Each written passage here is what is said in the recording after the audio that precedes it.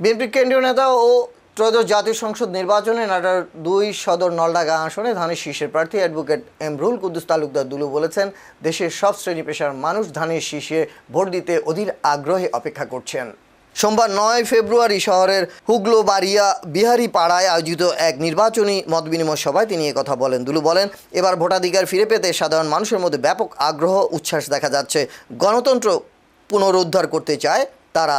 মতবিনিময় সভায় আরও উপস্থিত ছিলেন জেলা বিএনপির সদস্য নাসিম খান, ওলামা দলের সাধারণ সম্পাদক শফিকুল ইসলাম, স্বেচ্ছাসেবক দলের সাবেক সাধারণ সম্পাদক রাসেল আহমেদ রনি, নলডাঙ্গা উপজেলা নির্বাচন পরিচালনা কমিটির সদস্য সচিব শফিকুল ইসলাম বুলবুল সহ বিএনপি ও অঙ্গ সংগঠনের নেতৃবৃন্দ।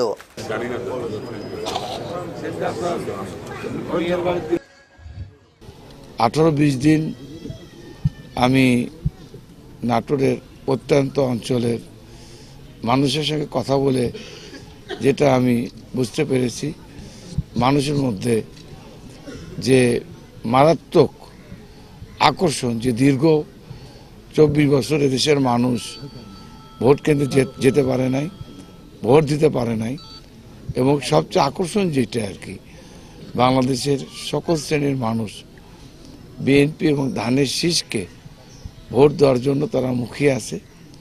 এবং তারা এই যে দীর্ঘদিন তাদেরকে ভোট দিতে না যাওয়া, বাধা দেওয়া, এটা তাদের মধ্যে মারাত্মক একটা আকর্ষণ হয়ে আছে। যে কারণ বাংলাদেশের মানুষ, সাধারণ মানুষ, ভোটার, বিশেষ করে মেয়েরা এই ধানের শীষের প্রতীককে তারা ভোট দিয়ে অভ্যস্ত।